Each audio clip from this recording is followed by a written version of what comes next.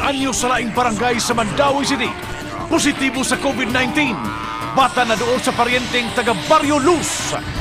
Gigatakdang sugdan ugma ang pagpanghatag sa 6,000 pesos sa package sa Lapu-Lapu City. Protesta sa labor group karong adlaw gipaagi sa social media. Taga Barangay San Roque ang bagong positibo sa Talisay City, samtang sa Barangay Tunghaan sa Minglanilla.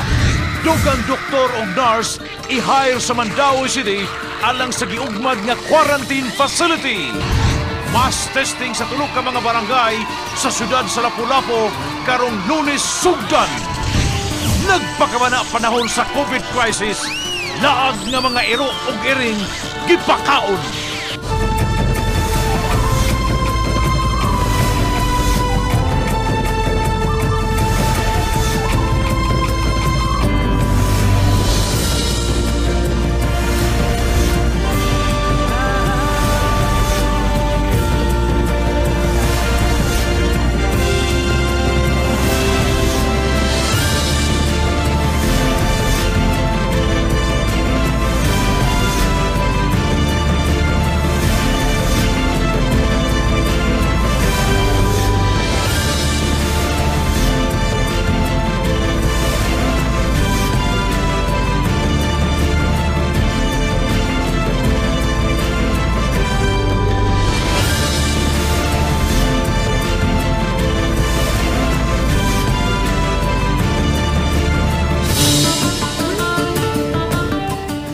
Mayong hapon na kining inyong GMA Regional TV Balitang Bisdak, ang bugtong kasaligan, kasandigan o kanangpan sa mga Bisaya.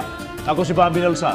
Nga maghatod sa labing dako ug mga nangunang balita nga mahinungdanon sa Central ug Eastern Visayas ug live sa GMA Complex sa Dakbayan sa Sugbo. Ako si Alan Domingo.